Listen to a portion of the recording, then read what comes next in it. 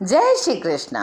मैं संध्या शर्मा श्री चैतन्य महाप्रभु की कथा में आप सभी हरि भक्तों का स्वागत करती हूँ। एक दिन की बात है, निमाई के पिता पंडित जगन्नाथ मिश्र गंगा से स्नान करके घर लौट रहे थे। जब वे घर के समीप आए तो देखा एक परदेशी ब्राह्मण है। देखने में वह ब्राह्मण किसी शुभ तीर्थ का प्रतीत होता था। चेहरे पर बड़ा तेज था, माथे पर चंदन का तिलक था, गले में तुलसी की माला थी, मुख से भगवान का नाम का जप कर रहा था। मिश्र जी ने ब्राह्मण को देखकर नम्रतापूर्वक उनके चरणों में प्रणाम किया और अपने यहाँ अतिथि के रूप में बुलाया। मिश्र जी के शील स्वभाव को देखकर ब्राह्मण ने उनका अतिथि होना स्वीकार किया। घर पहुंचकर मिश्र जी ने ब्राह्मण के चरणों को धोया, उस जल से अपने परिवार के सहित सिर पर चढ़ाया, घर में छिड़का और आचमन किया। इसके बाद फल फूल सभी के द्वारा ब्राह्मण की पूजा की। तत्पश्चात उन्हें कच्ची सामग्री दी गई जिससे वे अपना भोजन स्वयं बना सके। सची देवी ने घर के दूसरी ओर लीप पोत कर ब्राह्मण की रसोई की सभी सामग्री जुटा दी। पैर धोकर ब्राह्मण देव रसोई में गए। दाल बनाई, चावल बनाया, साग बनाया, आलू भूनकर उसका भुर्ता भी बनाया। शची देवी ने उन्हें पापड़ भी दिए जिन्हें भूनकर उस ब्राह्मण ने एक और रख दिया।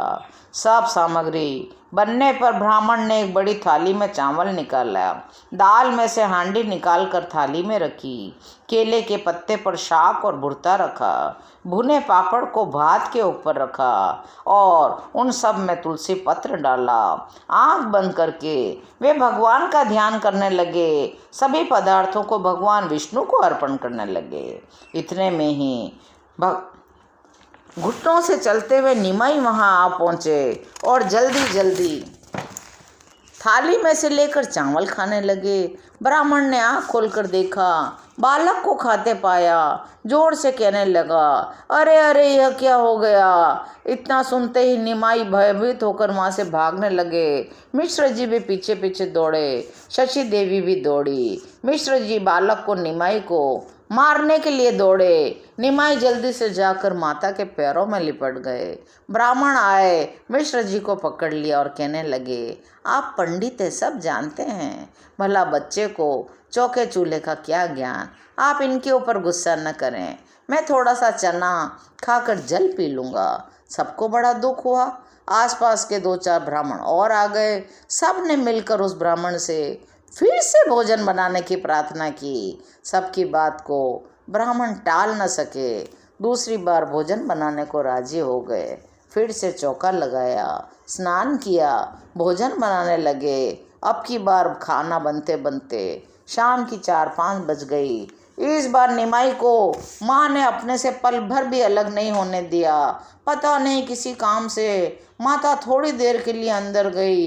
ब्राह्मण ने उसी समय थाली परोस कर तुलसी पत्र डाला और भगवान के अर्पण करके आंख बंद करके बैठे थे कि फिर देखते हैं निमाई दोनों हाथों से चावल उठा उठा कर खा रहे हैं, दाल अपने शरीर में मल रहे हैं। माता फिर आ गई, ब्राह्मण की ओर गई।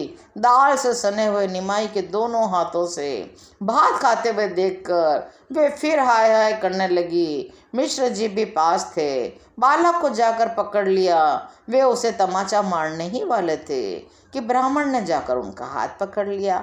आपको मेरी शपथ, जो बच्चे पर हाथ उठाएं, भला अबोध बालक को क्या पता आज भाग्य में शायद भोजन ही नहीं है। निमाई ऐसे डरे से में माता की गोदी में चुपचाप चिपट गए थे। पिता को देखकर छुप जाते थे। पिता का गुस्सा अभी भी शांत नहीं हुआ था। ब्राह्मण के आने से पूर्व ही विश्वरूप भोजन करके पाठशाला में पढ़ने के लिए चले गए थे। उसी समय वे भी आ गए। उन्होंने अतिथि ब्राह्मण के चरणों का स्पर्श किया। ब्राह्मण ने मिश्र जी से पूछा, यह देव कुमार के समान तेजस्वी बालक कौन है। मिश्र जी मुस्कुराकर जमीन की ओर देखने लगे। ब्राह्मण विश्वरूप की ओर देखने लगा। विश्वरूप का मोहन रूप देखने से ब्राह्मण की तृप्ति नहीं होती थी। विश्वरूप को सारी बातों का पता चला। उन्होंने हाथ जोड़कर कहा, महाराज, अब की बार आप मेरे आग्रह से एक बार फिर भोजन बना लें। इस बार मैं जिम्मेदारी लेता हूँ निमाई आपके भोजन में किसी प्रकार का विघ्न नहीं डालेगा। विश्वरूप को पुचकारते हुए ब्राह्मण ने कहा, भैया तुम मेरी तनिक भी चिंता न करो। अरे ये कोई एक दिन की बात थोड़ी है, मैं तो सदा ऐसे ही घूमता रहता हूँ। कहाँ मुझे रोज़ रोज़ भोजन बनाने का अवसर मिलता है। कभी कभी तो महीनों तक मैं वन में कंद और फलों पर ही रहता हूँ। कभी चने पर ही गुजर हो जाती है, कभी उपवास करना पड़ता है। ऐसा करो, तुम्हारे पास कुछ मीठा हो या चना हो तो मुझे दे दो, मैं खाकर ही जल पी लूँगा।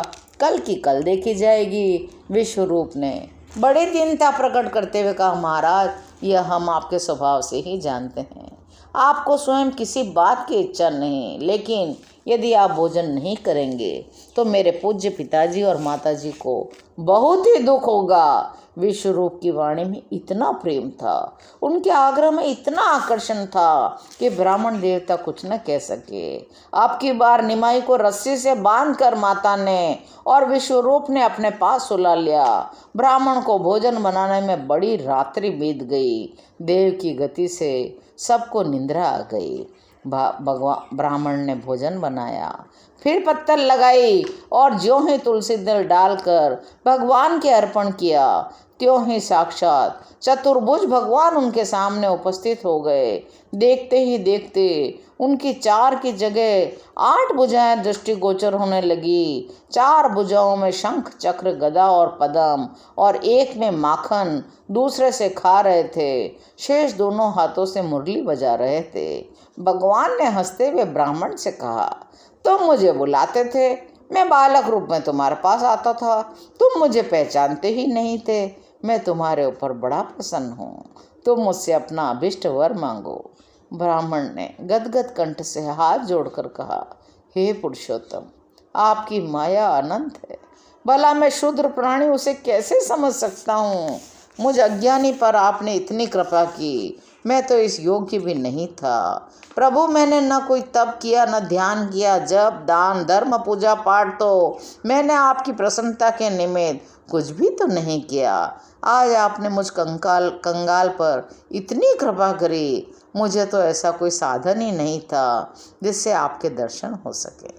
प्रभु यदि आप मुझे वरदान देना ही चाहते हैं तो यही वरदान दीजिए कि आपकी यह सुंदर मनोहर मूर्ति मेरे मन मंदिर में सदा बनी रहे।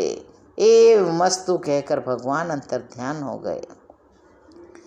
निमाई को पास में सोता देखकर माता की आंख खुली और बड़ी प्रसन्न हुई। ब्राह्मण बड़े प्रेम से प्रसाद पाकर निवृत्त हुए तो उन्हें माता को बड़ा ही संतोष हुआ। सुबह उठते ही ब्राह्मण देवता निमाई को मन ही मन प्रणाम करके चले आए। जब तक वे रहे नित्य प्रति किसी न किसी समय आकर निमाई के दर्शन कर जाते थे।